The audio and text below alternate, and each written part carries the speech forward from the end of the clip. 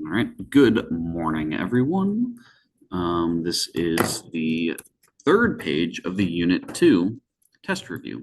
All right. So this one, we're talking about all the different types of angles that we have. And this came out of section 2.3. I gave you a picture that looked somewhat like this. We had two lines that may or may not be parallel. All right. So like M and N. Now, we don't necessarily know that these are parallel because I don't have the arrows on them. Um, but they're kind of more or less going in the same direction. And then we have line L that is kind of cutting through, slashing through both of those. L is what we call a transversal. It is a line that's going through two other lines at different spots, right?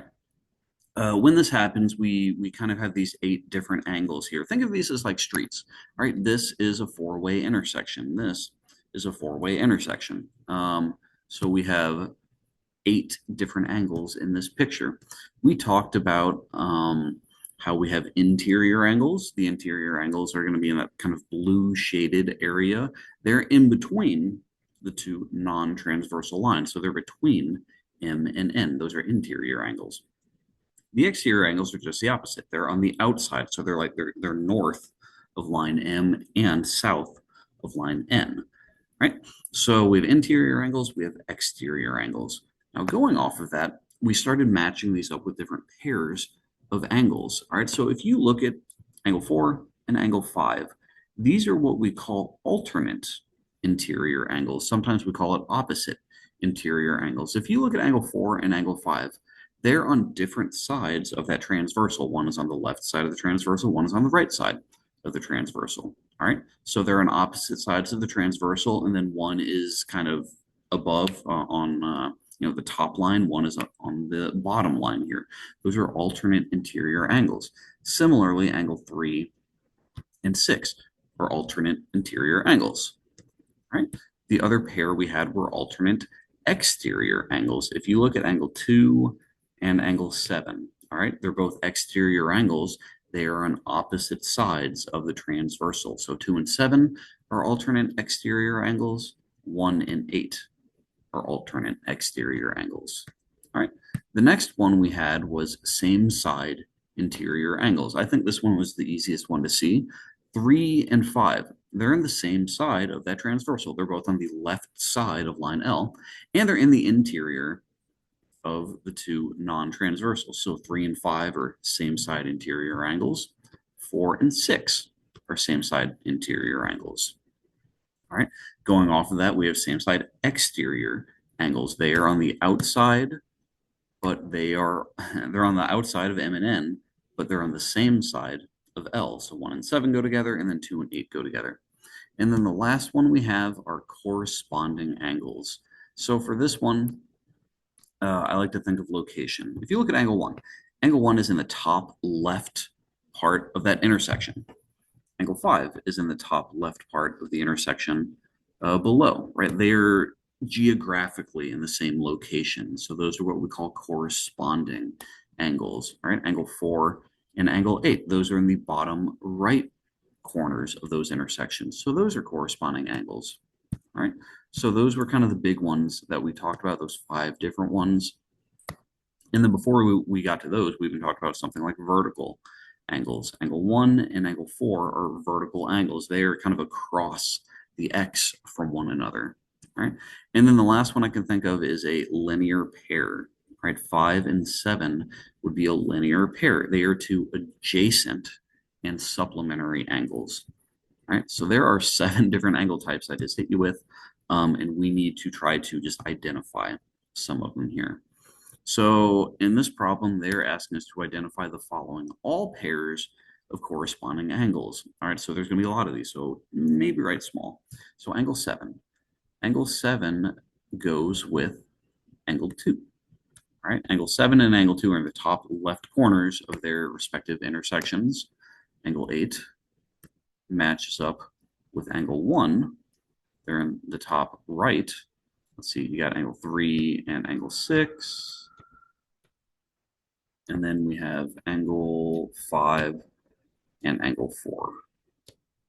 Right, so those are your corresponding angles. Now, they want all pairs of alternate interior angles, if you look at 3 and 1. Those are on the inside of the two lines, and they're on opposite sides of your transversal.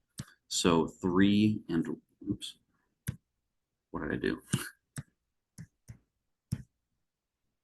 3 and 1 go together. Angle 3 and angle 1, as well as 5 and 2. Angle 5 and angle 2. All right. All pairs of alternate exterior. So that's going to be 1 and, no, it's going to be 7 and 4. Angle 7 and angle 4. And then the other pair is going to be 8 and 6. Angle 8 and angle 6. All pairs of same side interior. 3 goes with 2, angle 3 and angle 2. And then we had 5 and 1. Angle 5 and angle 1. Same side exterior, just kind of moving along. 7 goes with 6. 7 goes with 6, and then 8 goes with 4. Now, they just want one pair of vertical angles. Does not matter which pair of angles you guys go with. Sorry about that. Right. Lost my train of thought. One pair of vertical angles. So I'm going to go with angle 1 and 6. All right, they are across from that X. Angle 1 and angle 6. One linear pair. How about 7 and 3? All right, those are adjacent. They're supplementary. They are a linear pair.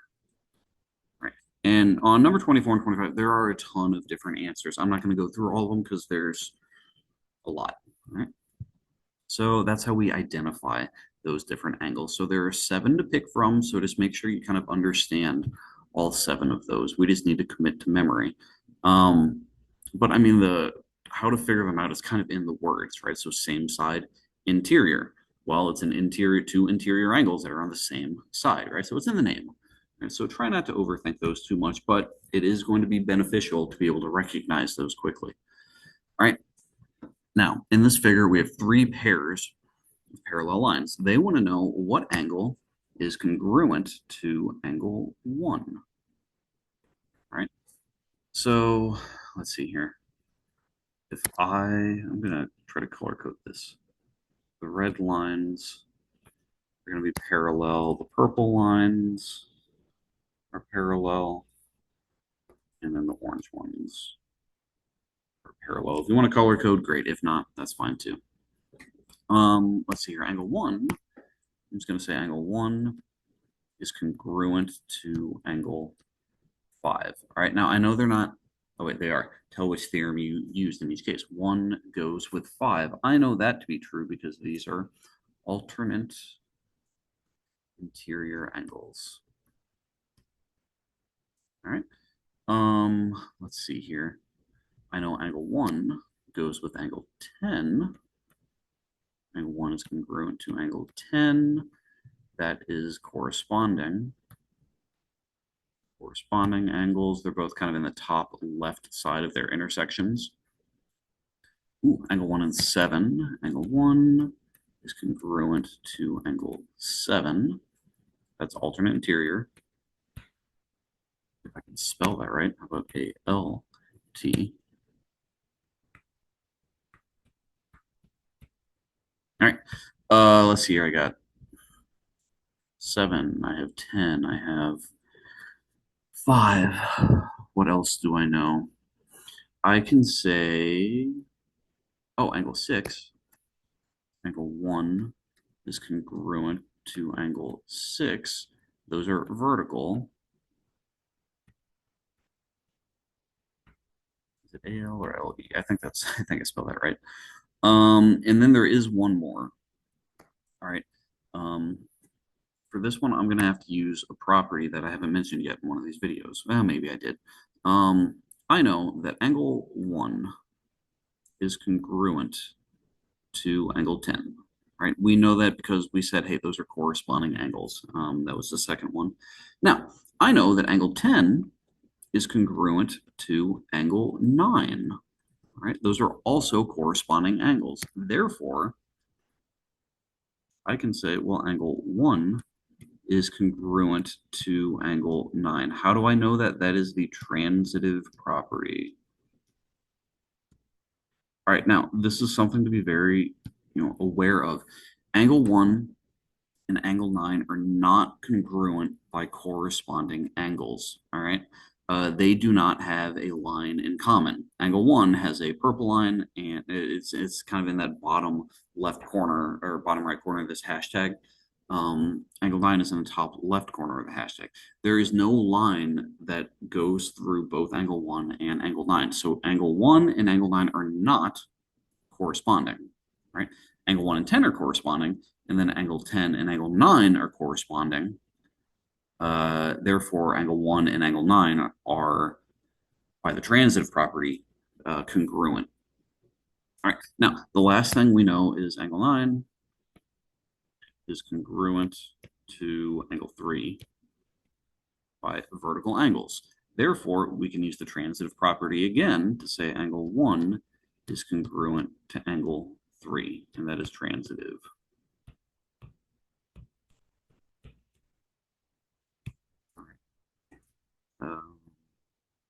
And I think I hit all of them. I think we're good. All right. Now the next one, find each variable. All right. So before we do that, I'm going to go back to this. Now, if these lines are parallel, we can say a lot of stuff about these angles.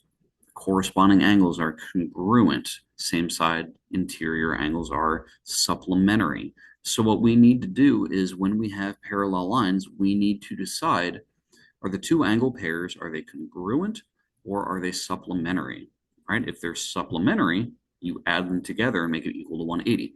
If they're congruent, they equal each other.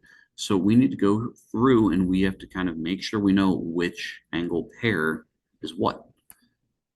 Right? So in this one, if I look at this thing down here, I have two parallel lines. I know they're parallel because they have those arrows.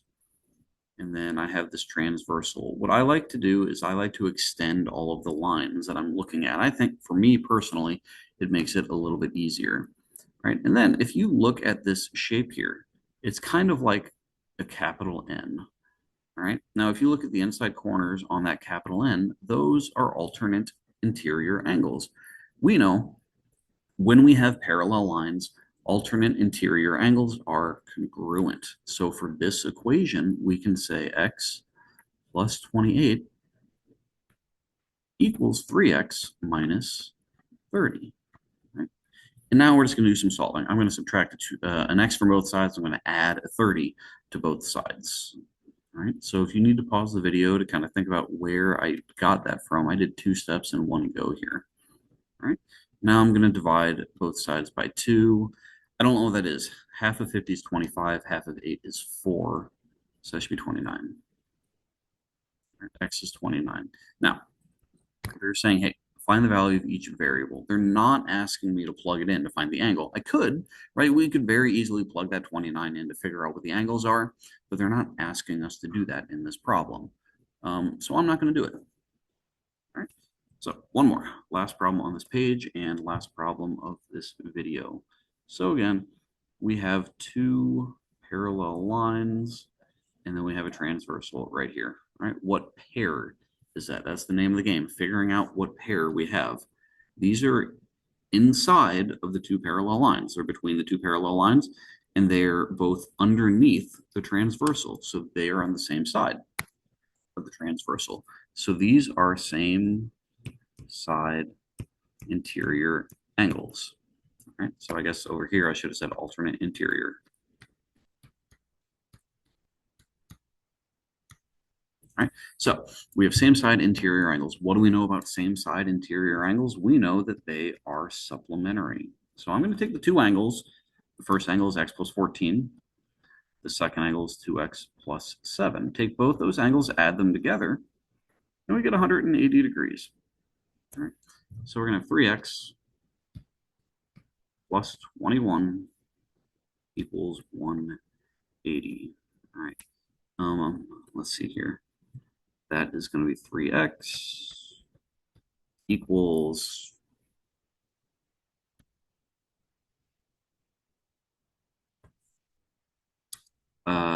yeah, that's right. 3x equals 159. Therefore, x equals, I think that's 53. X equals 53. All right. 150 divided by 3 is 50. 9 divided by 3 is 3. So, yeah, okay.